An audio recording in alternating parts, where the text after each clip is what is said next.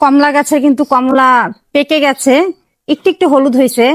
এই কমলাগুলো কিন্তু এরকমই হয়, এর চেয়ে বেশি পাকে না। সেই জন্য আজকে কমলাগুলো পেরে নিচ্ছি। কমলার সাথে আরো অনেক কিছু আছে, গাছের কলা, তারপর হচ্ছে পেঁপে।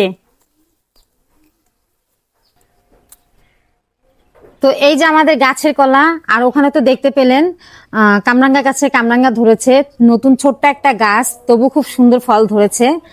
আর এই কলাগুলো কিন্তু আরো বড় হতো। দুঃখের বিষয় কলা গাছটা ভেঙে গেছে। ভেঙে যাওয়ার কারণে কলাগুলো বেশি একটা বড় হতে পারে না, কিন্তু কলাগুলো খাওয়া যাবে। এটা হচ্ছে চিনি চাম্পা কলা, আমার খুব পছন্দের একটা কলা। আরো একটা দুঃখের বিষয়, এই যে পেঁপে গুলা দেখতেছেন, এই পেঁপে গুলা কিন্তু গাছেই পাকতো। তো গাছটাও, ওই পেঁপে গাছটাও ভেঙে গেছে।